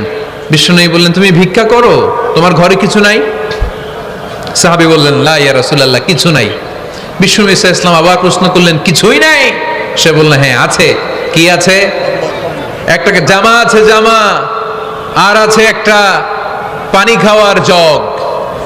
দুইটা জিনিস আছে, একটা কি আর একটা পানি খাওয়ার জগ। বিষ্ণু বললেন, দুইটা নিয়ে আস। সাহাবী রাদিয়াল্লাহু তাআলা আনহু জামার জগ নিয়ে এসে বিষ্ণু ঈসা ইসলামের হাতে দিলেন। বিষ্ণুনবী জামার জগটা ধরে বললেন, মাইয়াশতারি হাযাইন, কে আছো আমার সাহাবীদের মধ্যে এই দুইটা জিনিস কিনতে চাও? এক সাহাবী দাঁড়িয়ে বললেন, ইয়া রাসূলুল্লাহ, ইয়া হাবিবাল্লাহ, আনা আশতারিহিমা বিদিরহাম। এই দুইটা জিনিস, একটা জামা, একটা পানি খাওয়ার জগ, আমি 1 দিরহাম দিয়ে কিনে নিতে চাই। পড়েন সুবহানাল্লাহ। বিশ্বনবী বললেন, 1 দিরহাম তো কম হয়ে যায়, 1 দিরহামের চেয়ে বেশি দিয়ে কেনার মতো যদি কেউ থাকে একটু হাত তোলো। মাইয়াজিদু আলা যালিক, এর চেয়ে বেশি দাম দিয়ে কেনার মতো কেউ আছো নাকি?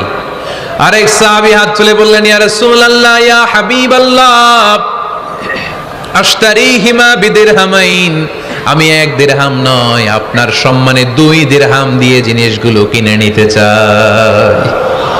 2 দিরহাম। বিষ্ণু বললেন, ওকে ফাইন, ডান, 2 দিরহামে বিক্রি হয়ে যাবে। দিয়ে দেওয়া হলো। 2 দিরহাম নিয়ে বিষ্ণু ঈসা ইসলাম ওই আগন্তুক ভিক্ষুক সাহাবীর হাতে দিয়ে বললেন, যাও, 1 দিরহাম দিয়ে তোমার পরিবার পরিজনদের জন্য খাবার কিনে নিয়ে যাও, আর 1 দিরহাম দিয়ে একটা কুঠার কিনে নিয়ে আসো। কি কিনে নিয়ে আসো? সবাই বলেন। কুঠার চিনেন আপনারা? কুঠার দিয়ে কি করে? গাছ কাটে। ওই সাহাবী আর 1 দিরহাম দিয়ে একটা কুঠার কিনে নিয়ে আসলেন। বিশ্বনবী সাল্লাল্লাহু আলাইহি ওয়াসাল্লাম নিজ হাতে ওই কুঠারের একটা হাতল লাগায় দিলেন। সুবহানাল্লাহ পড়তে পারলেন না মজা করে? হাতল ছাড়া কুঠার ধরা যায়? ধরা যায় না। বিশ্বনবী কাঠের একটা হাতল লাগায় দিলেন। এই হাতলটা দিয়ে বিশ্বনবী বললেন, try to imagine the attitude of the last messenger Muhammad sallallahu, he changed the world for the better and made us better creature. তার নাম কি? কি নাম? He was Muhammad sallallahu alayhi wasallam, Muhammad, mercy upon mankind, teacher of all mankind, Abul Qasim, Ya Habibi, Ya Muhammad, Ya Shafi'i, Ya Muhammad, Khairu Khalqillahi Muhammad, Ya Mustafa, Ya Imam al-Mursalin, Ya Mustafa, Ya Shafi'i al-Alamin. পড়েন সবাই। Ya Mustafa, Ya Imam al-Mursalin, Ya Mustafa, Ya Shafi' al-Alamin. He taught us to be just and kind, and to feed the poor and hungry, help the wafer and the orphan child, and to not be cruel and miserly. His speech was soft and gentle, like a mother stroking her child. His mercy and compassion were most radiant when his smile was Muhammad sallallahu alayhi wasallam. Muhammad, mercy upon mankind, teacher of all mankind. أبا القاسم يا حبيبي يا محمد يا شفيعي يا محمد خير خلق الله محمد পড়েন সবাই ইয়া মুস্তাফা ইয়া ইমাম আল মুরসালিন ইয়া মুস্তাফা ইয়া শফিআল আলামিন ইয়া মুস্তাফা ইয়া ইমাম আল মুরসালিন ইয়া মুস্তাফা ইয়া শফিআল আলামিন মুহাম্মদ সুবহানাল্লাহ পড়েন হি ওয়াজ মুহাম্মদ সাল্লাল্লাহু আলাইহি ওয়াসাল্লাম বিশ্বনবী নিজ হাতে ওই সাহাবীর কুঠারের ভেতরে একটা হাতল লাগাইয়া দিলেন। ঘটনা মনে আছে নাকি নাশিদ শুনে ভুলে গেছেন? ঘটনা মনে আছে সবার? তিনি হাতল লাগাই দিলেন আর বললেন, যাও, গায়ে শক্তি আছে, তাগড়া যুবক, এই কুঠার নিয়ে জঙ্গলে যাও, জঙ্গলে যে কাঠ কাটো, লাকড়ি বানাও, বাজারে যে বিক্রি করো। লা ইয়াহতাতিবা আহাদুকুম হাজমাতান ফি যাহরিহি খায়রুম মিন আই ইয়াসআলা আহাদান ফায়ু'তিয়াহু আও ইয়ামনাহু। যাদের গায়ে জোর আছে, শক্তি আছে, পরিশ্রম করে লাকড়ির বোঝা পিঠে নিয়ে বাজারে বিক্রি করা অনেক ভালো কারো কাছে হাত পাতার চেয়ে। কারণ তুমি হাত পাতলে লোকজন তোমার দিতেও পারে, নাও দিতে পারে, কিন্তু পরিশ্রম কখনো বৃথা যায় না। What is the moral of the story? রাসূল সাল্লাল্লাহু আলাইহি ওয়াসাল্লামের এই প্রফেটিক স্টোরি থেকে আমাদের শিক্ষা কি? বিশ্বনবী বললেন, যাও, কাঠ কেটে নিয়ে আসো। লা উরিদু আন আরাকা 15 আইয়াম, সামনের 15 দিন আমি যেন আমার চোখ দিয়ে তোমার আমার আশেপাশে ঘুরঘুর করতে না দেখি। সাহাবী চলে গেলেন, কাঠ কাটতে আরম্ভ করলেন, বাজারে বিক্রি করতে আরম্ভ করলেন। 15 দিনের ব্যবধানে 10 দিরহাম নিয়ে বিশ্বনবীর দরবারে ওই সাহাবী হাজির হয়ে গেলেন। 10 দিরহাম নিয়ে হাজির হয়ে গেলেন। এসে বললেন, ইয়া রাসূলুল্লাহ, ইয়া হাবিবাল্লাহ, আমি আর দরিদ্র নাই, আমি আর ভিক্ষা করি না, আমি নিজের পায়ে দাঁড়িয়েছি, আমি স্বাবলম্বী হয়েছি, আমি অন্যান্য খেটে খাওয়া মানুষের মতো এখন উপার্জন করে আমার ফ্যামিলির চাহিদা মিটাই। পড়েন সুবহানাল্লাহ। What is the moral of the story? এই প্রফেটিক স্টোরি থেকে আমাদের জন্য শিক্ষা হচ্ছে, বিশ্বনবী সাল্লাল্লাহু আলাইহি ওয়াসাল্লাম চাইলেই ওই 2 দিরহাম দিয়ে বলতে পারতেন, যাও, এটা দিয়ে খাবার কিনে খাও। দুপুরবেলা খাইতো, রাত্রেবেলা আবার যাকাতের লাইন ধরতো। কথা কন? তার মানে বিশ্বনবী সাল্লাল্লাহু আলাইহি ওয়াসাল্লাম কাজের প্রতি উৎসাহিত করেছেন। 2 নাম্বার লেসন বা শিক্ষা হচ্ছে, বিশ্বনবী সাল্লাল্লাহু আলাইহি ওয়াসাল্লাম পার্মানেন্ট সলিউশন করে দিয়েছেন, স্থায়ী সমাধান। ঠিক কিনা? আমরা প্রায় যাকাতে শাড়ি দেই, লুঙ্গি দেই, আছে না নাই? আলহামদুলিল্লাহ, আপনাদের গাজীপুরে বোধহয় এগুলো নাইটাই, এখানে নাই, আছে? যদি থেকে থাকে এই ট্র্যাডিশন আপনারা বন্ধ করবেন। যাকাতে শাড়ি বলতে কোনো শাড়ি নাই, যাকাতের লুঙ্গি বলতে কোনো লুঙ্গি নাই। কারণ যাকাতের শাড়ি আর যাকাতের লুঙ্গি যদি আপনি বিতরণ করেন, আর সামান্য সয়াবিন তেল আর চাল ডাল যদি আপনি প্যাকেট করে দিয়ে দেন, তাহলে 1 মাস পরে আবার যে সে আরেক জায়গায় যাকাতের লাইনে দাঁড় হয়ে যাবে। চিল্লা এখন, ঠিক কিনা?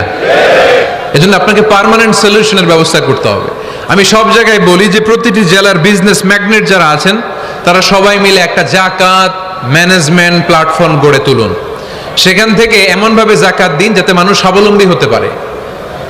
স্বাবলম্বী বানানোর জন্য, দারিদ্র বিমোচনের জন্য যাকাত এসেছে, যাকাতের শাড়ি লুঙ্গি বিতরণের জন্য নয়।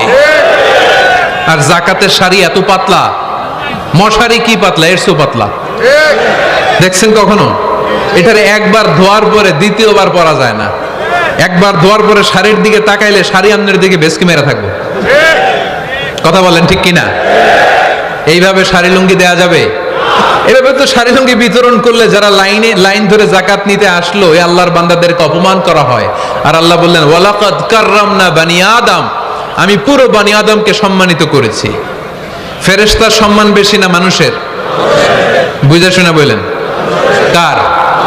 তুমি মাটির আদমকে প্রথম সৃষ্টি করিয়া ঘোষণা করিয়া দিলে শ্রেষ্ঠ বলিয়া, তাই তো নূরের ফেরেশতা করে আদমকে সেজদা।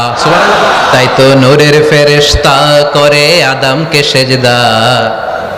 সবার চেয়ে সম্মান দিলে মাটির আদমকে।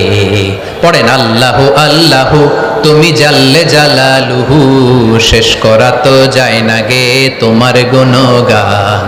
আল্লাহু আল্লাহু সুবহানাল্লাহ পড়েন। আহা, মানুষের মর্যাদা সবচাইতে বেশি। এজন্য যাকাত যারা নিতে আসে তাদেরকে অপমান করা যাবে না। এর কারণ যাকাত দিয়ে আপনি কোনো করুণা করেননি, বরং ওরা যাকাত নিয়ে আপনাকে এই ফরজ ইবাদত করার সুযোগ করে দিয়ে আপনার প্রতি করুণা করে গিয়েছে। আওয়াজ করে বলেন ঠিক কি না?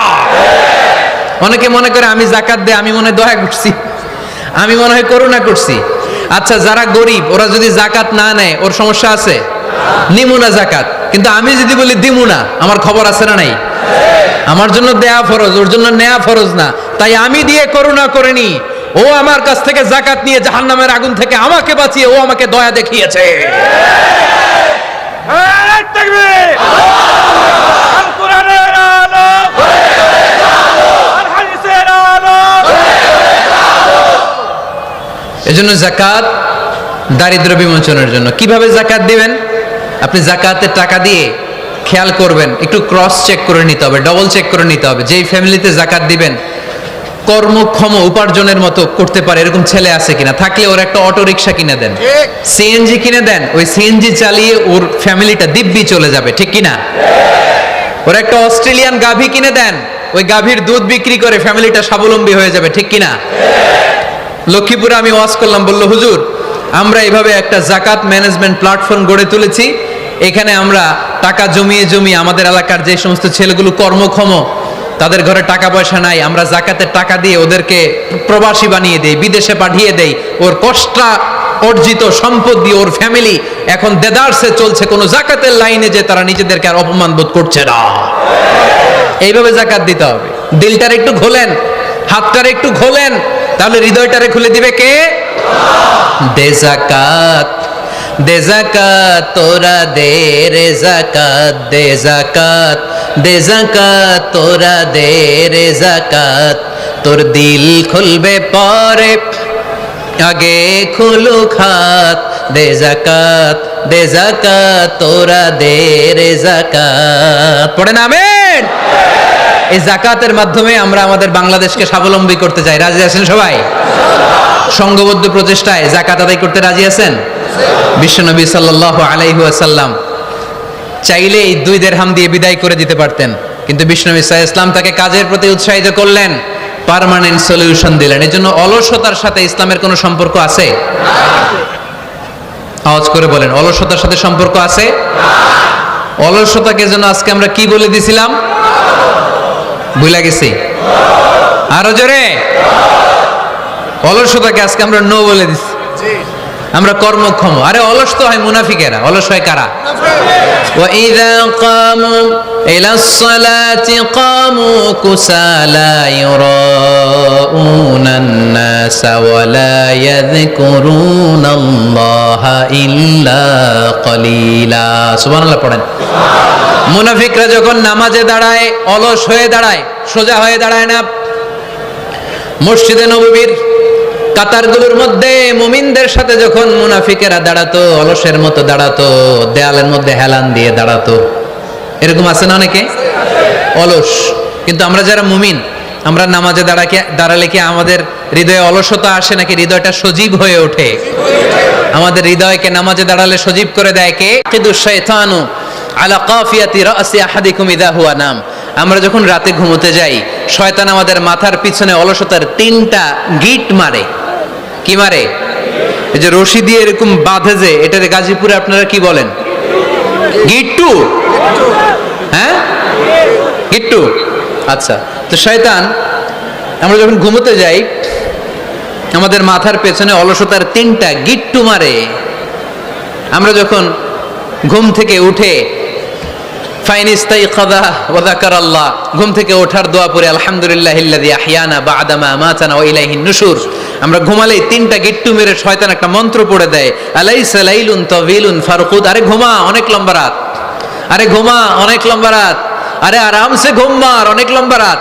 এই মন্ত্র পড়ে 3টা গিট মারে। আমরা যখন ঘুম থেকে উঠে ঘুমের দোয়া পড়ে ফেলি, একটা গিট্টু খুলে দেয় কে? আবার ঘুম থেকে উঠে দোয়া পড়ার পরে ফাইদা তাওয়াদ্দা ইনহাল্লাত উকদা, ওয়াশরুমে ঢুকে ইস্তেনজা করে যখন আমরা ওযু করে ফেলি, অলসতার দ্বিতীয় গিট্টু খুলে দেয় কে? ফাইন সাল্লাত ইনহাল্লাত উকদা, ওযু করার পরে মুসাল্লা বিছিয়ে যখন নামাজের জন্য দাঁড়িয়ে যায়, অলসতার 3 নাম্বার গিট্টুটাও খুলে দেয় কে?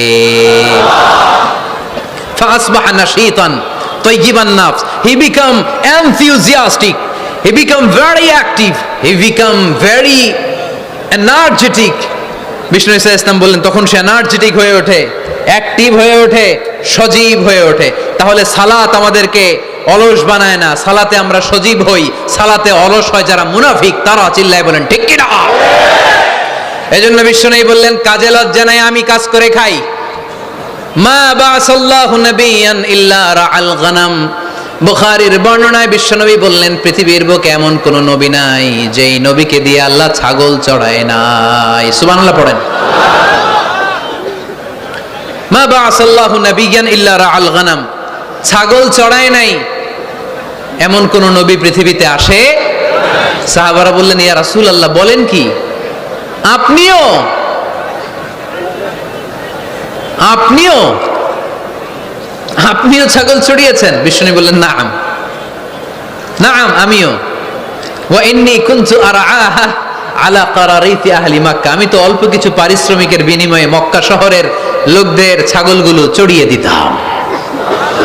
সুবহানাল্লাহ বলতে অনেক কষ্ট হয়েছে। বিশ্বনবী ছাগল চড়িয়ে খেতেন, কি নবী ছিল আমার! আহা, এত সুন্দর মানুষ, এত পরিচ্ছন্ন মানুষ, ছাগল চড়াতেন। অহংকার করতেন না, বিশ্বনবীর অহংকার ছিল না। সুবহানাল্লাহ পড়েন।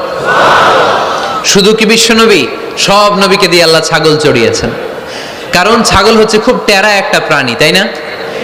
ছাগল এত টেরা, ছাগলের গলার রশি ধরে যদি আপনি ডানে টান দেন, এটা কোন দিকে যাবে? বায়ে টান দিলে, সামনে টানলে, পিছনে টানলে পারা যায় কিছু? ভাবলেন সারা সপ্তাহ ব্যস্ত থাকি, আজকে আমার ছুটি, আমিও গোসল করি, এটারও গোসল করাই। রশি ধরে আপনি পুকুরে নামাবেন, এটা ওর বাপের কিরা এমনি দাঁড়াবে, ঠিক কিনা? ওরে টেনে নামানো যায় না, এর কারণ ওর নাম কি? কথা কয় না। এজন্য আমরা বলি পাগলে কি না কয়, ছাগলে কি না খায়। ও বুঝে না তো, ওর ভালো চাইলে ও বুঝতে চায় না। আল্লাহ বুঝাতে চাইলেন নবীরা ছাগল চড়াও, সবচেয়ে টেরা প্রাণী। ছাগল চড়ায় তোমাদেরকে ট্রেনিং পিরিয়ড শেষ করছি, কারণ এরপরেও ছাগলের চেয়ে আরেকটা টেরা প্রাণী আছে, মানব জাতি, এদেরকে চড়াইতে হবে। যদিও মানুষ আশরাফুল মাখলুকাত, কিন্তু মানুষের মধ্যে ছাগলের চেয়ে টেরা কিছু আছে না নাই? উলাইকা কাল আনআম বাল হুম আদাল, এরা ছাগল নয়, এগুলো ছাগলের চেয়েও নিকৃষ্ট। চিল্লায় বলেন ঠিক কি না? এমন কোন নবী নাই যেই নবী ছাগল চড়ায় নাই। সুবহানাল্লাহ পড়তে হবে। সব নবীরা কাজ করে খেয়েছেন। সাইয়েদনা আদম আলাইহিস সালাম, ইব্রাহিম আলাইহিস সালাম চাষাবাদও করেছেন। সাইয়েদনা মুসা আলাইহিস সালাম চাষ করেছেন। দাউদ আলাইহিস সালাম নিজ হাতে বর্ম বানিয়েছেন, ছুরি বানিয়েছেন। আওয়াজ করে পড়েন সুবহানাল্লাহ। তাহলে কাজে কোনো লজ্জা আছে? লজ্জা কিসে? আর আজকের মাহফিল থেকে অলসতাকে আমরা কি বলে দিয়েছি? কাজের সময়, নামাজের সময় কাজে কোনো লজ্জা নেই। বিষ্ণু ঈসা ইসলাম কাজ করে খেতে বলেছেন। প্রিয় ভাইয়েরা, বেশিরভাগই এখানে ফ্যাক্টরি ওয়ার্কার। আপনারা হাত তুলে আমাকে জানান দিয়েছেন শুরুতে, কর্মজীবী মানুষদেরকে বিশ্বনবী এত ভালোবাসতেন, মেহনতি মানুষদেরকে এত পছন্দ করতেন। বিদায় হজের ভাষণেও বাদ যায়নি মেহনতি মানুষদের কথা। তিনি বলেছেন খবরদার খারাপ আচরণ করবে না, নিজেরা যা খাবে তাদেরও তা খাওয়াবে, নিজেরা যা পড়বে তাদেরকেও তা পড়াবে। আতুল আজিরা আজরাহু ক্বাবলা আইয়াজিফা আরাকু, সুনানি ইবনে মাজার হাদিস। শ্রমিকের ঘাম শুকিয়ে যাওয়ার আগে তার পারিশ্রমিক দিয়ে দাও। আবার বিশ্বনবী বললেন খবরদার, সালাসাতুন আনা খাসমুহুম, কিয়ামতের দিন 3 শ্রেণীর ব্যক্তির বিরুদ্ধে আমি আল্লাহ নিজে মামলা দায়ের করব। এক শ্রেণীর ব্যক্তি হচ্ছে রাজুলুন ইস্তাওফা আজিরান, ইস্তাআজারা আজিরান ফাস্তাওফা মিনহু ওয়া লাম ইয়াতি আজরা। যে ব্যক্তি শ্রমিক ভাড়া করে কাজ করালো কিন্তু তার টাকা দেয় নাই, তার পারিশ্রমিক দেয় নাই, আল্লাহ বলেন কিয়ামতের দিন তোর বিরুদ্ধে আমি দাঁড়াবো। I will be against you in the day of judgement. কেউ তোরে কিয়ামতের দিন সাহায্য করে ছুটাতে পারবে না। এজন্য খবরদার, শ্রমিকদের সাথে খারাপ আচরণ করবেন না। আবার শ্রমিক ভাইরাও যারা আছেন, আপনাদের ডিউটি যত ঘন্টা ঠিক তত ঘন্টাই পালন করতে হবে, তা না হলে কিন্তু আপনাদের উপার্জন হালাল হবে না। বিশ্বনবী ইসা ইসলামের সাথে বিশ্বনবী ইসা ইসলামের কর্মচারীর কি ঘটেছিল এই ঘটনাটা বলেই আজকে আমরা শেষ করব। আওয়াজ করে পড়েন ইনশাআল্লাহ। আমরা অনেকে মাইক পেলে বড় বড় ভাষণ দেই, কাজের মেয়েদের সাথে খারাপ আচরণ করবেন না, শ্রমিকদের অধিকার, নারীদের অধিকার, বড় বড় এরকম বক্তব্য আছে না নাই? বিশ্বনবী শুধু শ্রমিকদের অধিকারের কথা বক্তব্যের মধ্যে সীমাবদ্ধ রাখেন নাই, ওনার ব্যক্তিগত জীবনেও এগুলো পাবেন। বিশ্বনবী সাল্লাল্লাহু আলাইহি সাল্লামের অ্যাপয়েন্ট করা শ্রমিক, ওনার দাস, ওনার কর্মচারী সাহাবীর নাম ছিল আনাস রাদিয়াল্লাহু তাআলা আনহু। কি নাম ছিল? উনি বিশ্বনবীর ব্যাপারে কি কমেন্টস করছে আমরা শুনে আজকের আলোচনার ইতি টানবো। আওয়াজ করে পড়তে হবে ইনশাআল্লাহ। সাধারণত কর্মচারীরা মালিকের বিরুদ্ধে ভালো কথা বলে ইল্লা মাশাআল্লাহ। অনেক মালিক আছে অনেক ভালো, তাদের ব্যাপারে আবার ভালো বলে। সাধারণত কারো ব্যাপারে যদি আপনি তথ্য নিতে চান, আপনি তার ওয়াইফের কাছ থেকে তথ্য নেন, তার কর্মচারীর কাছ থেকে নেন, তার বাড়ির দারোয়ান থেকে নেন, তার ঘরের কাজের মহিলার কাছ থেকে নেন, তার ড্রাইভারের কাছ থেকে নেন, তাহলেই তার ব্যাপারে আসল সব তথ্য বের হয়ে আসবে। দেখুন বিশ্বনবীর কর্মচারী বিশ্বনবীর ব্যাপারে কি বলে। সাহাবীর নাম সবাই বলতে হবে, সাহাবীর নাম রাদিয়াল্লাহু তাআলা আনহু। উনি বললেন বিশ্বনবী যখন মক্কা থেকে মদিনায় হিজরত করলেন, হাজার হাজার মদিনাবাসী বিশ্বনবীর সাথে দেখা করতে গেল। যারাই দেখা করে সবাই বিশ্বনবীর হাতে কিছু না কিছু হাদিয়া দেয়, যারাই দেখা করে হাতে করে বিশ্বনবীর হাতে কিছু না কিছু দিয়ে দেয়। সুবহানাল্লাহ পড়ে। তাহাদাও তাহাব্বু, একে অপরকে হাদিয়া দিবেন, মহব্বত বাড়ায় দিবে কে? হাজবেন্ড স্ত্রীকে গিফট করবেন, স্ত্রী আবার হাজবেন্ডকে গিফট করবেন, বন্ধু বন্ধুকে গিফট করবেন, গার্লফ্রেন্ড আবার বয়ফ্রেন্ডের গিফট করতে যায় না, তাহলে ভেজাল আছে না নাই? চেক এন্ড ব্যালেন্স করতে হবে। আমি প্রায় বলি ভালোবাসবেন জায়গা মতো, স্ত্রীকে ভালোবাসলেও সওয়াব আছে না নাই? স্ত্রীর সাথে অন্তরঙ্গ সময় কাটালেও সওয়াব আছে না নাই? কিন্তু এই সময় যদি শালীর সাথে কাটান ঝামেলা আছে না নাই? ভাবির সাথে কাটালে ভেজাল আছে না নাই? যারাই বিশ্বনবীর সাথে দেখা করে সবাই বিশ্বনবীর হাদিয়া দেয়। সাইয়েদনা আনাস রাদিয়াল্লাহু তাআলা আনহু বর্ণনা করেন, আমার আম্মা যেন দেখা করতে আসতেন আমাকে নিয়ে, আমি ছোট্ট আনাস। আমার আম্মা জান দেখলেন লাম ইউবকি রাজুলুন ওয়ালা ইমরাআতুন মিনাল আনসার ইল্লা আতহাফাকা বিতুহফাতিন ইয়া রাসূলুল্লাহ। আমার আম্মা এসে বলে, ও রাসূলুল্লাহ, মদিনার যারাই আপনার সাথে দেখা করতে আসলো সবাই এসে আপনারে হাদিয়া দেয়। ওয়া ইন্নী লা আকদিরু আলা মা উতহিফুকা বিহি, ও নবী আমার তেমন কোনো সাধ্য নাই যে আমি আপনারে হাদিয়া দেব, আমার কাছে কোনো টাকা পয়সা নাই। ছোট্ট ছেলে আনাস রে নিয়ে এসে বলল, ইয়া রাসূলুল্লাহ, মদিনার সব লোকের আপনার সাথে দেখা করে আর হাদিয়া দেয়, আমি গরিব মানুষ, আমি আপনারে কি হাদিয়া দেব গো নবী? আমার তো হাদিয়া দেওয়ার মতো কিচ্ছু নাই। ইল্লা ইবনি হাদা, আমার নাড়ছেরা ধন, আমার কলিজার টুকরা সন্তান এই আনাস ছাড়া আমি আমার কলিজার টুকরা সন্তান আনাস রে আপনারে হাদিয়া দিয়ে দিলাম। খুদ হাদা ইয়া রাসূলুল্লাহ, আমার সন্তান আনাসকে আপনি নেন। ইয়াখদুমুক মা বাদালাক, সে যদ্দুর পারে আপনারে খেদমত করবে। সাইয়েদনা আনাস বলেন, সেদিন থেকে আমি বিশ্বনবীর খাদেম। কি আর খেদমত করব, নবীর মেসওয়াক এনে দেই, জামা এনে দেই। 10 বছর খেদমত করার পরে বিশ্বনবীর খাদেমের মুখে শুনুন বিশ্বনবী কেমন আচরণ করতেন সাইয়েদনা আনাস রাদিয়াল্লাহু তাআলা আনহুর সাথে। সাইয়েদনা আনাস বলেন, খাদিমতু রাসূলুল্লাহি 10 সিনিন, 10টি বছর আমি আমার বিশ্বনবীর পেয়ারা নবীর খেদমত করলাম। ফামা দারাবানি, একদিনের জন্য বিশ্বনবী আমার গায়ে হাত তোলে নাই। পড়েন সুবহানাল্লাহ। ওমা সাব্বানি, একদিনের জন্য আমার গালি দেয় নাই, বকা দেয় নাই। ওমা আবাসা ফি ওয়াজহি, একদিনের জন্য বিশ্বনবী বিরক্তির চেহারা নিয়ে আমার দিকে তাকায় নাই। ভ্রু কুচকে এরকম আমার দিকে তাকায় নাই। আমরা রেগে গেলে বিরক্ত হলে কি করি? আমাদের ভ্রুগুলো কুচকে যায়। আনাস রাদিয়াল্লাহু তাআলা আনহু বললেন, একদিনের জন্য আমারে পিট্টি দেয়া তো দূরের কথা, আমাকে পিটানি দেয়া তো দূরের কথা, আমাকে মারে নাই, আমাকে গালি দেয় নাই, কোনোদিন আমার দিকে বিরক্তির সাথে তাকায় নাই। ওয়ালা ক্বালা লি লিমা সানাআতা ওয়ালা লিমা লা সানাআতা, কোনোদিন এও বলে নাই আনাস এটা কেন করলা, ওইটা কেন করো নাই। চিৎকার করে পড়েন সুবহানাল্লাহ। এজন্য বিশ্ব নবীর মতো আমাদেরকে আমাদের শ্রমিকদের সাথে, অধীনস্থ কর্মচারীদের সাথে আচরণ করতে হবে। রাজি আছি তো সবাই? এতেকালের আগে বিশ্বনবী সাল্লাল্লাহু আলাইহি সাল্লাম দুইটা কথা বললেন। কয়টা? এক নম্বরে বিষ্ণু ঈসা ইসলাম বললেন আসসালাত, আসসালাত, নামাজ, নামাজ, উম্মতেরা নামাজ, নামাজ ছেড়ে দিও না। দুই নম্বরে বিষ্ণু বললেন ওয়ামা মালাকাত আইমানুকুম, খবরদার অধীনস্থ কর্মচারীদের সাথে খারাপ আচরণ করো না।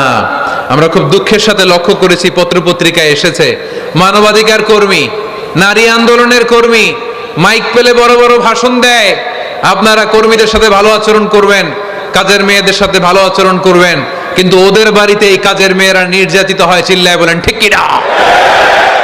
আহা, পত্রিকার রিপোর্ট দেখে অবাক লাগে। খুন্তি দিয়ে চুলায় লোহা গরম করে পিঠে শেক মেরেছে, এরকম আছে না নাই? বিশ্বনবী সাল্লাল্লাহু আলাইহি সাল্লাম বলেছেন খবরদার, কিয়ামতের দিন তাদের বিরুদ্ধে আল্লাহ মামলা দায়ের করবে। আমরা যেন কখনো আমাদের অধীনস্থ কর্মচারীদের সাথে খারাপ আচরণ না করে আল্লাহ তুমি তৌফিক দাও, আমরা পড়ি আমিন। এজন্য শ্রমিক মালিকের সম্পর্ক হচ্ছে চেক এন্ড ব্যালেন্সের সম্পর্ক। যারা শ্রমিক তাদের দায়িত্ব হচ্ছে মালিকের যে হক সেটা আদায় করা, যত ঘন্টা তার সাথে চুক্তি হয়েছে তার পুরোটা আদায় করা।